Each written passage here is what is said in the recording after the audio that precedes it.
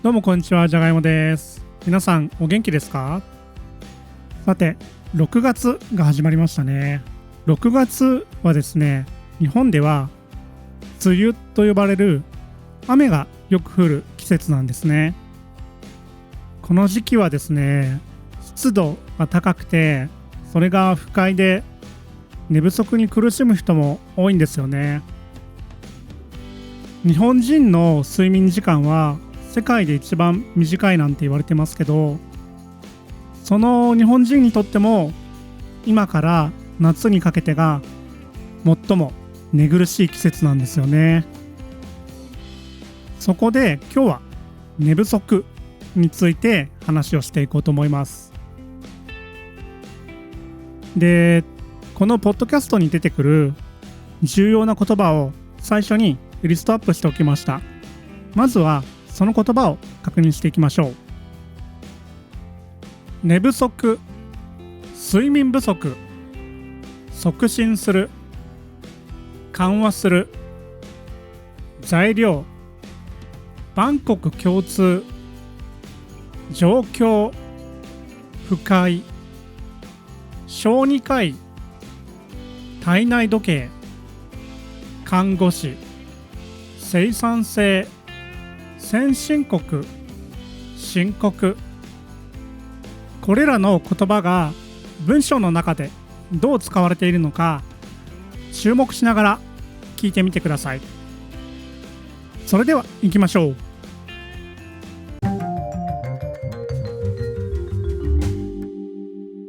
皆さんは寝不足に苦しんでいないといいんですけど、寝不足だと朝起きても疲れていたりとか、肩が凝ったり、頭痛がしたりすることもありますよね。今日たまたまドラッグストアに行ったんですよ。そしたら寝不足の人向けの商品がたくさんあって、本当に日本人って寝不足なんだなって、それを見て思いました。日本はですね、結構法律が厳しくて、メラトニンを含んだような、いわゆる睡眠薬はですね、ドラッグストアでは売られてないんですよね。でも、睡眠を促進するサプリメントとか、ドリンクとかはたくさん売られていて、中でも GABA とテアニンを含んだサプリメントやドリンクが人気だそうです。GABA にはストレスや不安を緩和して睡眠を促進する効果があるみたいですね。不眠症に苦しむ人の中には GABA が不足している人も多いみたいです。僕はよく玄米を食べるんですね。玄米は GABA を多く含んでいるみたいで、僕は多分 GABA は足りてるかなと思います。テアニンは日本ですごく人気のある睡眠サプリメントの成分です。いわゆるアミノ酸の一種みたいで、お茶の葉っぱに含まれる成分だそうです。テアニンも GABA と同じようにストレスを緩和して睡眠を促進する効果があるみたいですね。他にもいろんな材料を使ったサプリメントはあるんですけど、基本的にはどれも不安を和らげたり、ストレスを緩和したりする効果があるみたいですね。それだけ日々日本人がストレスを感じているってことかなって思います。ストレスが溜まっていると、ベッドで横になっても考え続けてしまって、なかなか眠りにつけなかったりしますよね。で、また寝ようって強く思うほど寝られなかったりすることもありますよね。多分この感じは万国共通で皆さんもよくわかるんじゃないかと思います。日本はいわゆるワークライフバランスがあんまり良くないので、長い時間働く人が本当多いんですよね。だからみんなストレスが溜まりやすくて寝不足になっちゃうんじゃないかなって思います。でも僕の生徒さんの話を聞くと、他のアジアの国々、例えば韓国とかシンガポールなんかも状況は似ているみたいです。で、日本を含むそういった国々では、大人だけじゃなくて、子供も寝不足なんですよね。東京大学の調査によると、日本の子供の50%以上は寝不足らしいです。学校が忙しかったり、で、学校が終わってから夜間に塾に行ったりとか、寝る前にスマホを見てしまったりすることが原因みたいです。で、その調査の中に一つ興味深い例があって、とある少年の話なんですけど、彼は埼玉県に住んでいて、調査が行われた時は高校2年生だったそうです。で、当時は彼は毎晩10時には寝ていたらしいんですね。ずいぶん早いですよね。僕が高校2年生の時は多分午前3時ぐらいまで毎日起きていたと思います。ただ彼はある日スマホを手に入れて、それ以来夜眠れなくなってしまったみたいなんですね。寝る時にスマートフォンを見てしまって、なかなか寝られないっていう経験は誰でもありますよね。で、その高校生の男の子には、寝たいっていう強い気持ちはあったみたいなんですけど、それがとても不快だったみたいなんですね。で、その不快な気持ちを紛らわせるために、彼は毎日夜明けまでスマホでゲームをしていたそうなんですね。そしたら、昼と夜が彼の中で逆転してしまって、最終的に彼は学校に行くのをやめてしまったらしいんですね。で、それを見た彼の両親は、彼を睡眠障害に詳しい小児科医のところに連れて行きました。そこで彼は、壊日リズム障害っていうふうに診断を受けたらしいです。この言葉は難しいので、皆さん覚えなくて大丈夫です。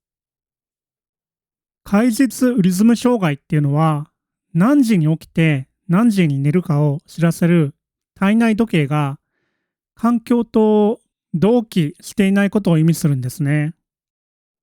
で、その少年は結局2週間入院することになったみたいです。で、彼が入院した病院では、医師や看護師が彼のために特別なプログラムを用意していたらしいです。そのプログラムの内容はこんな感じです。毎朝彼は6時に起きて、で、専用の機械から強い光を浴びるらしいんですね。で、その後に朝食を食べるそうです。で、当然、スマホやゲームの使用は制限されていて、で、毎晩、ライトを消した暗い部屋の中で同じ時間に寝るらしいんですね。なんか、この治療法ってすごい効果がありそうな気がしますよね。で、彼は結局、7時間寝られるようになって、学校にも戻ったそうです。僕も寝不足で苦しんだ経験があるので、だからこのニュースを聞いたとき、この少年のことは僕は当然知らないですけど、いやーよかったなーって思いましたね。で、僕も長年寝不足だったんですけど、なぜか旅行をしている時だけはよく眠れていたんですよね。普段はそうですね、3時に寝て7時半に起きるみたいな生活をしていたんですけど、でも旅行中だけは遅くても夜の10時には寝て、朝の6時半には起きる生活のリズムだったんですね。で、ある日、なんで俺は旅行中だけはよく眠れるんだろうって考えた時に、僕が旅行に行くところって結構治安があまり良くないところとかも多いんで、僕旅行中は夜間は外に出ないんですよね、ほとんど。で、その代わり昼間の明るい時間にたくさん歩いていろんなところを見て回るんですね。で、僕はいわゆるバックパッカーなので、1日に20キロとか歩いたりすることもあるんですよね。で、それを考えたときに、やっぱり太陽の光を浴びて、なおかつ運動することってすごい大事だなと思って、だからそれを可能な限り自分の生活に取り入れてみたんですね。そうしたら、毎晩よく寝られるようになりましたね。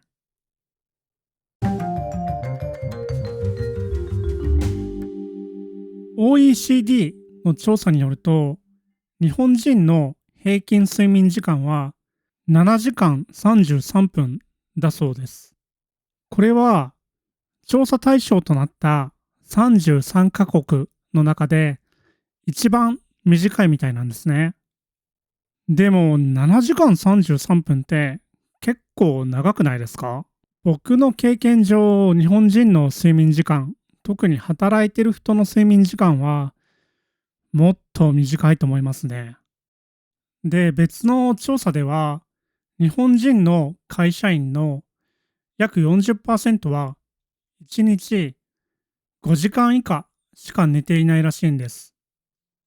5時間以下はかなり短いですよね。日本人の労働者の時間あたりの生産性っていうのは、他の先進国と比べると低いらしいんですけど、僕は寝不足が原因なんじゃないかなとか思っちゃいます。僕はシンガポールに仲のいい友達がいて、で、彼女が言ってたんですけど、今、シンガポールでは政府が睡眠不足の問題に取り組んでいるらしいんですね。で、その政策の中には、学校の開始時間を遅らせたりとか、そういうことも含まれているらしいです。で、今では1週間のうちに何日かは朝の8時以降に始まる中学校や高校もあるみたいなんですね。で、僕の友達が学生だった頃は、学校は朝の7時半に始まっていたみたいなので、それよりかちょっと遅くなってますよね。で、あと、睡眠に関するガイドラインもあって、親たちは子供たちを何時間寝かせるべきかっていうのをしっかりと把握しているらしいです。睡眠不足って本当日本でも深刻な問題だと思うんですけど、それに対して日本の政府が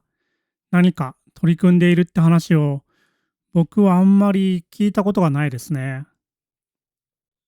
睡眠って生産性を上げるためにも重要なものだし、もし国民みんながよく眠れるようになれば、医療にかかっているコストも低くなるだろうし、生産性も上がって経済も良くなるんじゃないかなって思うんですけどね。ということでですね、今回のポッドキャスト、この辺で終わりにしたいと思います。とにかくこれを聞いてくれている皆さんが寝不足じゃないことを僕は本当祈ってます。皆さんが一日何時間寝ているとか、あともし眠れない時に眠れる方法を知っていたら、ぜひコメントで教えてください。このポッドキャストが面白かったり参考になったという方は、ぜひチャンネル登録、LIKE ボタンのクリック、よろしくお願いします。このポッドキャストが皆さんのリスニングの練習や漢字の勉強に役立つとすごく嬉しいです。最後までお聞きいただいてどうもありがとうございます。ではまた次のポッドキャストもしくは動画でお会いしましょう。じゃがいもでした。さようなら。